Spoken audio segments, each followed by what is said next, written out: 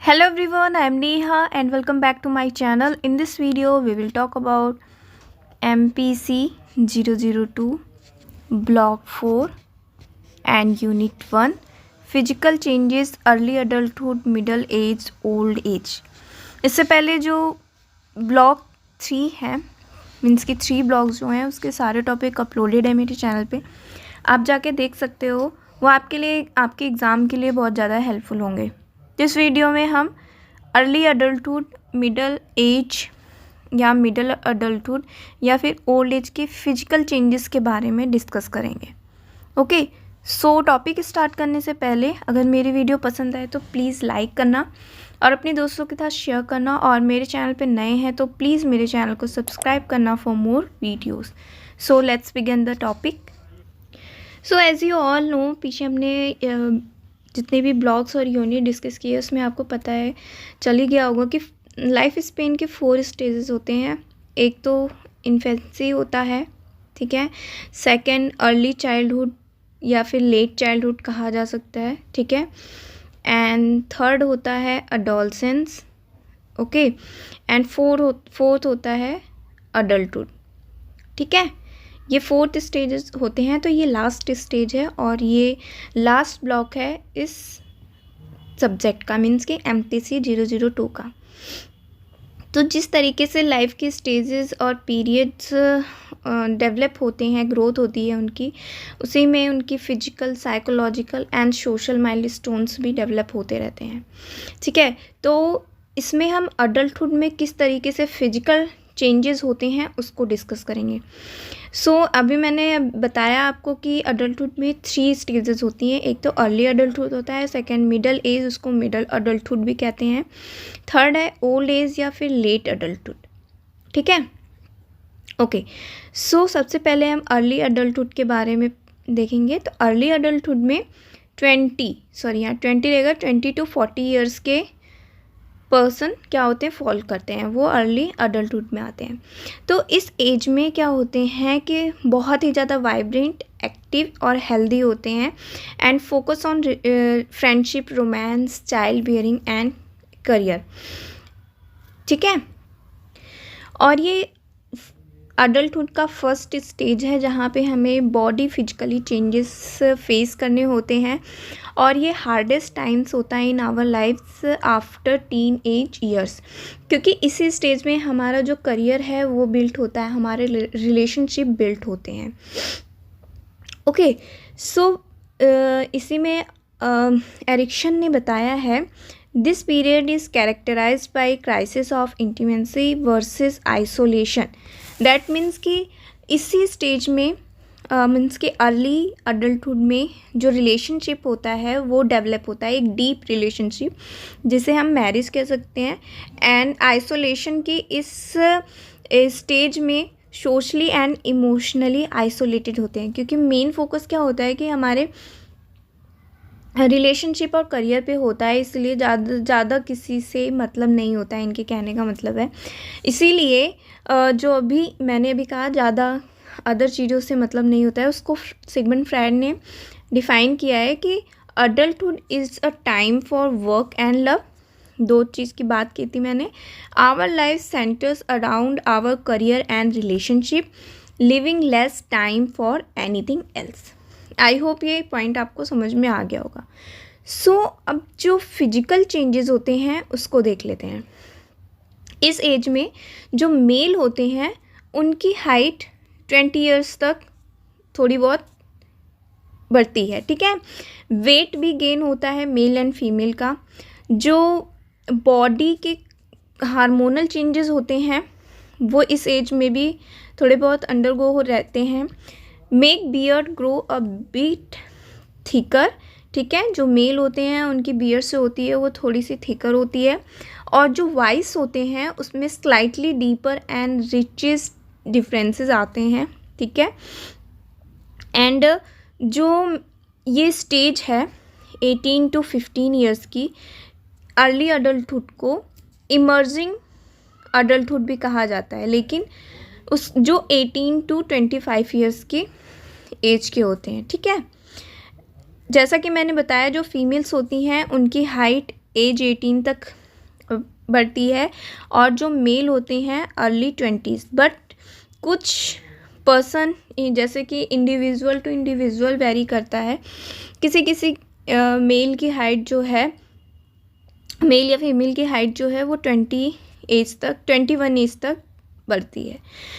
जो मसल्स होती हैं मेल्स की वो कॉन्टिन्यूस मास गेन करती हैं, एंड दोनों जेंडर जो है वो बॉडी फैट ऐड होता है, मीन्स कि मेल एंड फीमेल। और जो एवरेज है वेट गेन का for both man and women is about 15 pounds. तो ये चेंजेस होते हैं अर्ली अडल्टहुड में। अब हम आते हैं in middle adulthood. Middle adulthood fall करते हैं 40 to 60 ईयर्स में। ओके, तो ये बहुत ही an important challenge is to develop a genuine concern for the welfare of future generation। Main focus इनका अपने फ्यूचर जनरेशन पे होता है और contribute to the world through family and work. ठीक है, ओके। तो एरिक एरिक्सन ने इस स्टेज को पोस्ट किया है generativity versus self absorption. Generativity means कि जो नेक्स्ट आने वाली जनरेशन है उनके लिए काम करना, और जो अपनी नीड्स हैं, अपनी डिज़ायर हैं, उन सब पे प्री ऑक्यूपाइड हो जाते हैं। सेल्फ एब्जॉर्प्शन मीन्स होता है कि अपने ऊपर कम ध्यान देने लगते हैं। ठीक है, ये एरिक एरिक्सन ने बताया है फॉर मिडल एज या फिर मिडल अडल्टहुड के लिए। ओके, अब फिजिकल चेंजेस क्या क्या आते हैं इसमें उसको देख लेते हैं। मिडल एज पीपल जो होते हैं उनको कुछ जो फिजिकल फंक्शनिंग होती है वो ख़राब होने के कुछ साइन इसमें दिखने लगते हैं। ठीक है, और इस ड्यूरेशन में लोग क्या करते हैं, मेन फोकस उनका क्या होता है, specific changes in their career choice as well as their social relationship. इसीलिए इस एज को मीन्स कि जो 30 ईयर्स की एज होती है उस एज के लिए इन्होंने एज 30 ट्रांजिशन कहा है। किसको? मिडल अडल्टहुड को। ठीक है, इस बात का आप ध्यान रखना। ओके, इन 40s में क्या उनको चेंजेस होते हैं बॉडी में। नियर विज़न जो कंडीशन होती है वो थोड़ी सी वीक हो जाती है, जिसको प्रेस बायोपिया कहते हैं। ठीक है, जब नियर विज़न वीक होती है तो उसको प्रेस बायोपिया कहा जाता है। जो लेंस होते हैं आइज़ के वो थोड़े लूज़ हो जाते हैं, इलास्टिक हो जाते हैं, जिससे जो रेंज होती है दूर की वो थोड़ी कम हो जाती है। और बायोफोकल जो दूर और पास के जो ग्लासेस होते हैं वो उस टाइप के ग्लासेस की रिक्वायर्ड हो जाती है इस एज में। 50s में थोड़ा सा जो आइज़ लॉन्गर होती है अडॉप्ट करने की इल्यूमिनेशन को, मीन्स कि डार्क में से लाइट में जाना और सनी डे से डार्क में जाना, इस टाइप की जो इल्यूमिनेशन होता है वो थोड़ा सा वीक हो जाता है। ठीक है, उसमें ज़्यादा दिक्कत होती है। Okay, some degrees of hearing loss, इसमें थोड़ा सा कुछ लोगों का क्या होता है, many people over 50s hearing loss भी होने लगता है। Loss of elasticity in the skin, skin loose होने लगती है। Hair start greying, skin is wrinkling, bodies are sagging and teeth are yellowing. ठीक है, ये साइन होते हैं एज 50 एज तक। Okay, man usually gain weight in the abdominal region. ठीक है, while women gain weight in the हिप्स and thighs. Okay, for women menopause occurs between the age of 45 and 50। menopause means कि जो ability होती है reproduce करने की वो एक प्रोसेस होता है मेनोपॉज। ठीक है, तो वो इस एज तक क्या होती है, ख़त्म हो जाती है, लॉस हो जाती है। ओके, अब हम नेक्स्ट आते हैं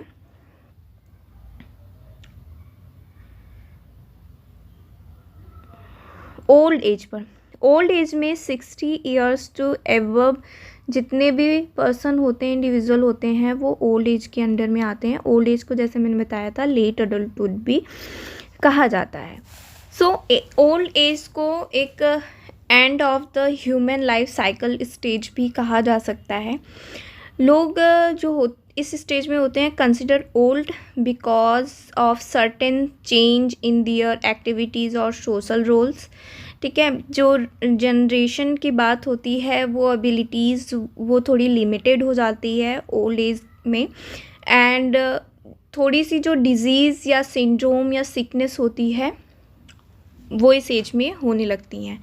अब फिजिकल चेंजेस क्या क्या होते हैं वो देख लेते हैं। Okay, functional age is the actual competence and performance a person display regardless of chronological age. Chronological age की जो हमारे लाइफ का कुछ हिस्सा जो होता है इस एज तक पास हो जाता है।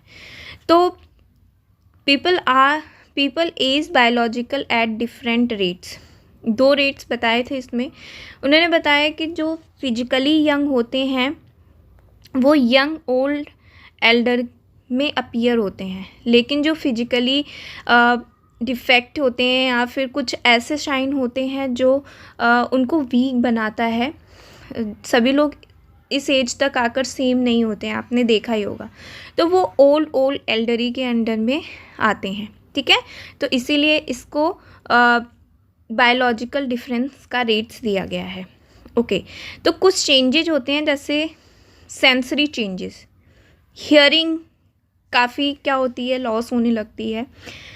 स्टडी से बताया गया है कि जो 30% लोग होते हैं over 60 have a hearing impairment, but about 33% होते हैं वो 75 to 84 तक अपनी जो हियरिंग लॉस होती है, एंड कुछ लोग होते हैं जिनकी 85 तक हियरिंग लॉस होती है। ओके, तो पर्सन टू पर्सन वो प्रिफर करता है। ओके, विज़न भी ऐसे ही, जैसे कि कुछ लोगों के क्या होते हैं लेट 30s में ही और अर्ली 40s में ही ये इश्यूज शुरू हो जाते हैं, जैसा कि हमने मिडल एज में पढ़ा था। ओके, बट इस स्टेज में वो जो रेंज होती है, वो जो परसेंटेज होती है वो ज़्यादा बढ़ जाती है। टेस्ट और स्मेल के इशू भी होते हैं इसमें, क्योंकि इस स्टेज तक आते आते ऐसा कुछ फेवरेट फूड जैसी कोई चीज़ नहीं रह जाती है, और क्या होता है कि सेंसेस के लिए अनविलिंग जो इनएबिलिटी होती है कुक की वो भी थोड़ी सी कम हो जाती है। और मोस्टली पर्सन क्या करते हैं चबाने में, च्यू करने में, क्योंकि टीथ की वजह से दिक्कत होती है उनको, डेंटल प्रॉब्लम की वजह से।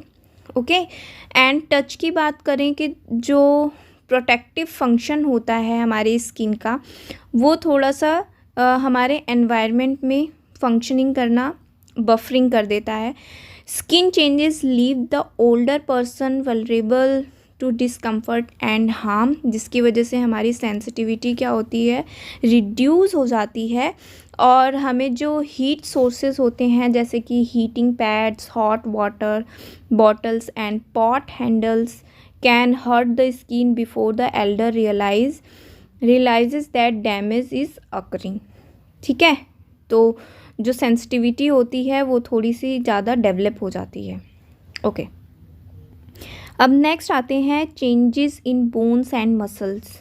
जो बोन्स में जो एक चिपचिपापन होता है वो कम होने की वजह से बोन्स और मसल्स क्या होती हैं वीक होने लगती हैं। ठीक है, टीथ एंड माउथ, जैसे हमने अभी बात की थी कि जो खाना है उसको च्यू करने में या फिर चबाने में दिक्कत होती है just because of loose teeth या फिर गम डिसीज़ की वजह से जो दांत लूज़ कर देते हैं उसकी वजह से। ठीक है,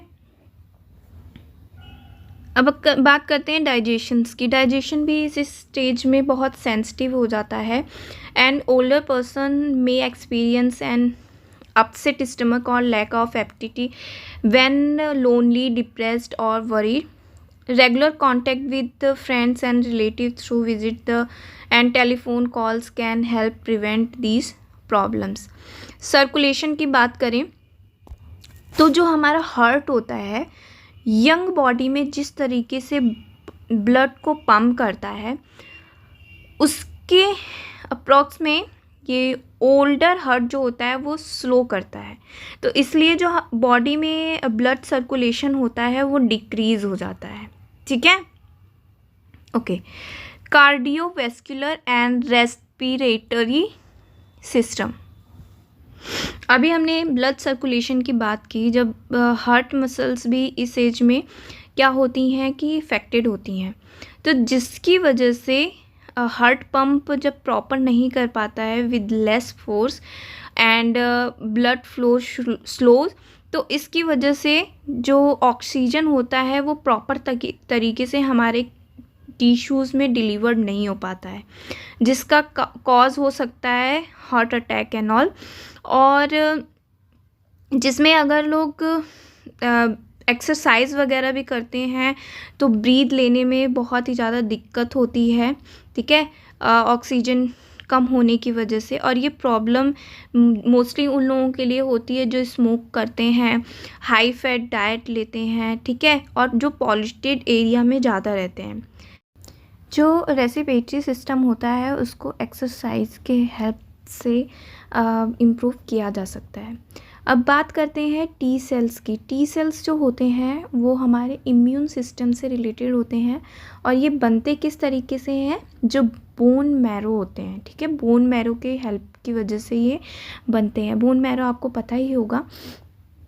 तो अगर ये जब लेस इफ़ेक्टिव हो जाते हैं तो ऑटो इम्यून रिस्पॉन्स या डिजीज़ जैसी प्रॉब्लम होती है जो हमारे नॉर्मल बॉडी टिश्यूज़ को इफ़ेक्ट करती है, और जिसकी वजह से इन्फेक्शन डिजीज़ जैसे रिस्क बढ़ जाते हैं, जैसे ये कार्डियोवैस्कुलर, कैंसर, ठीक है, जो अर्थराइटिस होती हैं, जो बोन से रिलेटेड प्रॉब्लम होती है, डायबिटीज़, ये सारी हमारे क्यों होता है, हमारे इम्यून सिस्टम के डिक्लाइंस होने की वजह से। ठीक है, इस एज में मीन्स कि ओल्ड एज में स्लीपिंग प्रॉब्लम भी होती है, प्रॉपर तरीके से स्लीप नहीं ले पाते हैं, जो कि हमारे लाइफ का बहुत ही एसेंशियल पार्ट है हेल्दी फंक्शनिंग के लिए। बट इस एज में उस बहुत ही हार्डर होता है स्लीप लेना। ठीक है, या तो फिर ब्रीदिंग केसेस की वजह से 10 सेकेंड की स्लीप लेते हैं, और जिसकी वजह से आँखें खुल जाती हैं, ब्रीथ जैसे लगता है कि सांस नहीं ले पा रहे हैं। भी अपनिया जो डिजीज़ है वो भी होने लगती है। ठीक है, ओके। नेक्स्ट पॉइंट आते हैं सेक्सुअलिटी पे। इस एज तक जो सेक्सुअल डिज़ायर होती है या फिर फिजिकल कैपेसिटी होती है वो थोड़ी सी लॉस हो जाती है। Loss of interest in sex is usually due to emotional causes, drug use और disease and non necessary to ageing. ठीक है, ओके। नेक्स्ट आते हैं फिजिकल डिसेबिलिटीज़। कुछ फिजिकल डिसेबिलिटीज़ भी होती हैं इस एज में। सो फर्स्ट हम ये जान लेते हैं प्राइमरी एजिंग। प्राइमरी एजिंग में क्या होता है कि जो बायोलॉजिकल एजिंग होती है वो शो होने लगती है गुड हेल्थ होने के बावजूद भी। क्यों बायोलॉजिकल एजिंग का मैं बता दूँ, मीन्स कि जो 28 ईयर्स ओल्ड मेल है जो कि एक्सरसाइज नहीं करता है, बस हाई फैट फूड ही खाता है एंड स्मोक करता है 5 PACS of cigarette per day, तो द लास्ट 10 ईयर्स, तो ये सारी चीज़ें जो होती हैं ना क्या करती हैं, biological age of greater than 28 years, वो पर्सन जो है वो 28 ईयर्स से ज़्यादा एज का लगेगा। ठीक है, तो ये एक प्राइमरी एजिंग के अंडर में आता है। एंड सेकेंडरी एजिंग जो है ये हेरिडिटी होती है, जो कि हमें पेरेंट्स से मिलती है या तो फिर नेगेटिव एनवायरमेंटल इन्फ्लुएंसेस की वजह से मिलती है, जैसे poor diet, lack of exercise, disease, substance abuse and environmental pollution and stress. So third point है अर्थराइटिस। अर्थराइटिस जो हमारी बोन्स, मसल्स, जॉइंट्स होते हैं उससे रिलेटेड होता है। ये ऐसी कंडीशन है जिसमें बहुत ही ज़्यादा पेनफुल होता है, स्टिफ हो जाती है हमारी बोन्स, मीन्स कि बहुत ही ज़्यादा हार्ड हो जाती है, और हमारे जॉइंट्स और मसल्स में बहुत ज़्यादा स्वेलिंग हो जाती है। सो टू फॉर्म में ये आर्थराइटिस होती है, एक तो ऑस्टियो आर्थराइटिस होती है, एक र्यूमेटॉइड आर्थराइटिस होती है। तो जो ऑस्टियो आर्थराइटिस होती है वो जो हमारे बोन्स और जॉइंट्स के कैप्स होते हैं ना, उसमें वो प्रॉब्लम होती है, ठीक है। तो उसमें बहुत ज़्यादा पेन होता है, ठीक है। इसको डीजनरेटिव जॉइंट डिसीज़ के नाम से भी जाना जाता है। और ये प्रॉब्लम एक रीज़न की और वजह से होती है, ओबेसिटी, मीन्स कि जो हमारा वेट इतना ज़्यादा हो जाता है जिसकी वजह से हमारे जॉइंट्स पे प्रेशर पड़ता है और वो हमारे कार्टिलेज को डैमेज करता है, ठीक है, जो हमारे बोन्स होते हैं, ओके। और जो र्यूमेटॉइड होता है उसमें क्या होता है कि उसमें पूरी होल बॉडी इन्वॉल्व होती है, ठीक है। और उसमें जो जितने भी टिश्यू एक दूसरे से कनेक्ट होते हैं, इसकी वजह से पूरी बॉडी में ही स्टिफनेस आ जाती है, इन्फ्लेमेशन होता है, एकिंग होती है, मीन्स कि बहुत ज़्यादा पेन होता है, और deform joints develop reducing mobility, ठीक है। सो नेक्स्ट है डायबिटीज़। इस एज में अडल्ट जो लास्ट ओल्ड एज होती है, इस एज में डायबिटीज़ भी बहुत ही इम्पॉर्टेंट डिज़ीज़ होती है, मीन्स कि बहुत ही ज़्यादा रिस्की होती है। और इस एज में जो इंडिविजुअल पर्सन होता है वो इंसुलिन को लेता है, क्योंकि जो ब्लड शुगर होता है आफ्टर अ मील वो कंट्रोल नहीं होता है, जिसकी वजह से इंसुलिन लेना पड़ता है। High blood sugar damage the blood vessels, increase risk of stroke, heart attack, circulatory problem in the legs and injury to the eyes, kidney and nerves, ये सारी प्रॉब्लम हो सकती हैं। तो it may required oral insulin और even shots to maintain blood sugar in the healthy range. दो तरीके से इसको कंट्रोल में किया जा सकता है, ठीक है, ओके। अब आते हैं अनइंटेंशनल इंजरीज़ पे। अनइंटेंशनल इंजरीज जैसे एक्सीडेंट हो सकता है, और ये death rate from injuries increase after age 65 mostly due to car collisions and falls, क्योंकि इस स्टेज में जो बॉडी होती है वो इतनी वीक होती है, तो उसमें बचने के जो चांसेस होते हैं ना वो कम हो जाते हैं, ठीक है। तो ये थे physical changes in old age, means के physical changes in early adulthood, middle age या फिर मिडल अडल्टहुड, ओल्ड एज या फिर लेट अडल्टहुड। आई होप ये टॉपिक आपको समझ में आया तो प्लीज़ लाइक करें, अपने दोस्तों के साथ शेयर करें, और मेरे चैनल पे नए हैं तो प्लीज़ मेरे चैनल को सब्सक्राइब करें for more videos. Next video में मिलते हैं नेक्स्ट यूनिट के साथ, तब तक मेरी वीडियोस को ऐसे ही देखते रहिए। Thanks for watching.